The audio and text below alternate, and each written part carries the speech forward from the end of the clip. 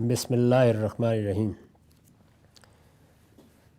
ان عبداللہ ابن عمر قال رسول اللہ صلی اللہ علیہ وسلم اذا اراد اللہ ان یخلق نسما قال ملک الارحام مورزا یا ربی ذکر ام انثى ویقضی اللہ امرہ ثم یقول یا ربی اشقی ام سعید ویقضی اللہ امرہ ثم یکتب بین عینیہ ما هو لیکن حتی النکبۃ ینکبھا۔ یہ صحیح ابن حبان سے لی گئی ہے اور اس کا رقم ہے 6312۔ عبداللہ بن عمر کہتے ہیں کہ رسول اللہ صلی اللہ علیہ وسلم نے فرمایا، اللہ تعالیٰ جب کسی نفس کو تخلیق کرنے کا ارادہ کرتا ہے تو رحم میں موجود فرشتہ سوال کے بعد سوال پوچھتا ہے۔ یہ مضمون وہی ہے، رسالت مآب صلی اللہ علیہ وسلم نے اس کو بیان کیا ہے۔ اب ظاہر ہے کہ وہاں موجود لوگوں میں سے جس حد تک کسی نے اس کو اخذ کیا آگے بیان کر دیا ہے۔ جو روایتوں میں کچھ اختلاف پیدا ہو جاتا ہے، بعض جگہوں پر ایک جملہ موجود ہوتا ہے، بعض جگہوں پہ موجود نہیں ہوتا، تو اس کی وجہ یہی ہے کہ دیکھنے والے سننے والے اپنے اپنے طریقے پہ اس کو بیان کر رہے ہوتے ہیں۔ یہ زمانہ رسالت کی تاریخ ہے، یعنی رسول اللہ صلی اللہ علیہ وسلم کی سنی ہوئی باتیں، آپ نے کوئی چیز کی ہے تو اس کو دیکھا ہے، لوگ اپنے تاثر کے لحاظ سے، اپنے فہم کے لحاظ سے اپنے لفظوں میں اس کو بیان کر دیتے ہیں۔ اس میں نہ یہ ضروری ہوتا ہے کہ الفاظ رسول اللہ کے ہیں، نہ آپ پر اس کی کوئی ذمہ داری عائد ہوتی ہے۔ یہ لوگوں کی روایت ہے اور اس لحاظ سے ایک بڑا سرمایہ ہے کہ جن لوگوں نے آپ کی باتیں سنی یا آپ کو کوئی کام کرتے دیکھا وہ اس تاریخ کو ہم تک منتقل کر رہے ہیں۔ تو اس میں یہ بیان ہوا ہے کہ رحم میں جو فرشتہ موجود ہوتا ہے، میں یہ عرض کر چکا ہوں اس سے پیچھے جو روایتیں اسی مضمون کی آئی ہیں ان کے تحت، کہ اللہ تعالیٰ کا ایک تو طبعی قانون ہے جس کے معاملے میں بڑی چیزیں اب ہم دریافت بھی کر لیتے ہیں اور جان بھی لیتے ہیں۔ وہ طبعی قانون ہے کہ جس کا مطالعہ کیا جاتا ہے تو یہ پتہ چلتا ہے کہ وہ خودکار طریقے سے کام کر رہا ہے، لیکن یہ ہمارا مشاہدہ ہے کہ وہ خودکار طریقے سے کام کر رہا ہے۔ اللہ تعالیٰ یہ بتاتے ہیں اور قرآن میں بھی اس کا ذکر ہے اور ان روایتوں میں بھی، کہ اس تمام معاملے کے امور کی نگرانی کے لیے اللہ تعالیٰ نے فرشتے مقرر کر رکھے۔ یعنی ایک عالم طبعی ہے، اس میں کچھ قوانین ہیں، وہ اپنے طریقے پہ کام کرتے ہیں، علت اور معلول کے رشتے سے نتیجے بھی نکل رہے ہوتے ہیں اور سائنسی اصولوں پر ہم ان کا مطالعہ بھی کر لیتے ہیں۔ یہ قوانین عام طور پر خودکار قوانین کی حیثیت سے سامنے آتے ہیں، لیکن یہ خودکار قوانین بھی اللہ کی نگرانی میں ہے، اسی طرح کام کر رہے ہیں۔ اسی کی ایک تصویر وہاں دکھائی گئی ہے جو واقعہ موسیٰ و خضر قرآن میں بیان ہوا ہے، یعنی کیسے ایک ایک معاملے کی نگرانی کی جا رہی ہے۔ تو بتایا ہے کہ جب ایک نیا انسان وجود میں آتا ہے تو فرشتے مقرر کر دیے جاتے ہیں کہ جو قانون کار فرما ہے اس کے تحت اس کو پیدا ہونا ہے، لیکن یہ اب دیکھنا ہے کہ یہ سارا عمل جو خودکار عمل ہے اس میں اللہ کے منشا کے خلاف کوئی چیز نہ ہو، اس کے لیے فرشتے مقرر کر دیے گئے۔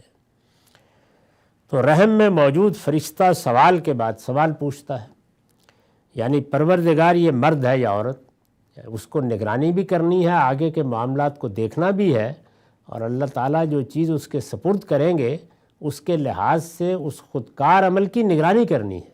تو اس لیے وہ اللہ کے علم کی بنیاد پر یہ جاننا چاہتا ہے کہ یہ کیا ہے، یعنی کیا چیزیں ہیں جو ہونے والی ہیں۔ تو وہ مرد یا عورت کے بارے میں پوچھتا ہے، سو اللہ اس کے جواب میں اس کا فیصلہ کر دیتا ہے۔ فیصلہ کر دیتا ہے یعنی بتا دیتا ہے اس کو، ظاہر ہے اللہ کے ہاں تو وہ فیصلے ہو ہی چکے ہوتے ہیں، اس کا علم بھی موجود ہوتا ہے۔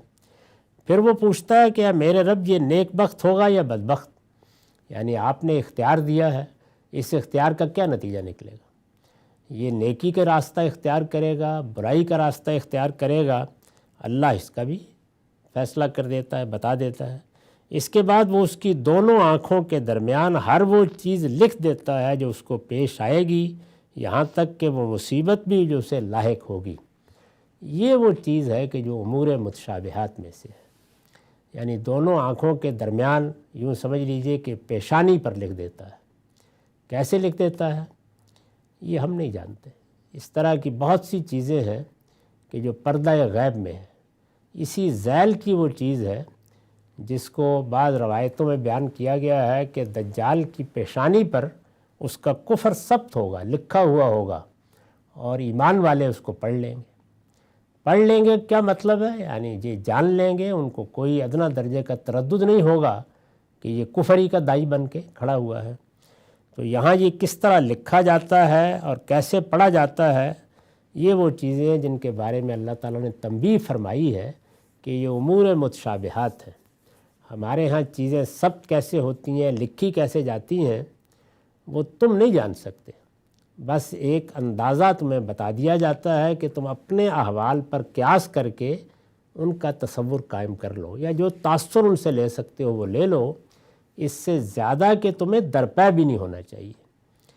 ہمارا اپنا حال یہ ہے کہ لکھنے کا لفظ جیسے ہی ہم کبھی بولتے تھے یا لکھتے تھے یا سنتے تھے تو ایک تصور سامنے آتا تھا۔ جدید ایجادات نے وہ تصورات بھی زمین و آسمان کا فرق پیدا کر کے کچھ سے کچھ کر دیے۔ یعنی اب لکھنا بولنا وہ بھی اس طرح تصور میں نہیں بلکہ اس سے بہت مختلف صورتوں میں تصور میں آنے لگ گیا ہے۔ تو اللہ کے ہاں یہ سب کیسے ہوتا ہے، اس کے بارے میں اپنے علم پر قیاس کر کے کوئی منفی رائے نہیں قائم کرنی چاہیے۔ چیزیں کیسے ہوں گی، کیسے ثبت ہیں، کیسے پیشانیوں سے پڑھ لی جائیں گی، کیسے محشر میں لوگ اٹھیں گے تو ان کی پیشانیوں پر لکھی نظر آئیں گی، یہ سب وہ چیزیں ہیں کہ جو جب ظاہر ہوں گی تو ان کی حقیقت بھی معلوم ہو جائے گی۔ تو اس پر بھی میں نے یہ لکھا ہے کہ اس لکھنے سے کیا مراد ہے اور فرشتے کس طرح اسے پڑھتے ہیں، یہ امور متشابہات میں سے ہے۔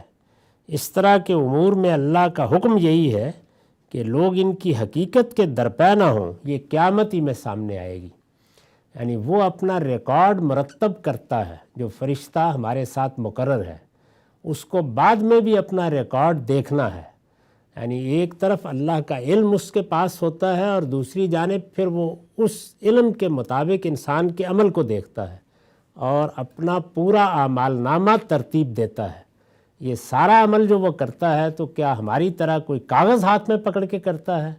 تو یہاں ایک چیز ہمارے علم میں آئی کہ گویا وہ سارا علم ہماری پیشانی پر ثبت ہوتا ہے، اس کے لیے جب چاہے وہ اس ورق کو کھول کر پڑھ سکتا ہے۔ اپنا علم یا اپنے معلومات کو وہ کہاں لکھتا ہے اور کہاں ثبت ہوتی ہیں، قیامت کے بارے میں ہمیں بتایا گیا ہے کہ وہاں تو ہمارے ہاتھ پاؤں بول اٹھیں گے، گواہی دے رہے ہوں گے۔ تو اس لیے یہ سب چیزیں جس طرح کہ میں نے عرض کیا امور متشابہات میں سے ہیں، اور ان میں ایک تصویر ہمیں دکھا دی گئی ہے تاکہ ہم کسی حد تک ان کا تصور کر سکیں۔ ان کی حقیقت کے درپے ہونے سے روک دیا گیا ہے۔ یہ سمجھانا مقصود ہے کہ کچھ اندازہ ضرور کر لو، لیکن چیزوں کی حقیقت کے بارے میں اپنے کم علم کی بنیاد پر فیصلے سنانے سے گریز کرو۔ وآخر دعوانا الحمدللہ رب العالمین۔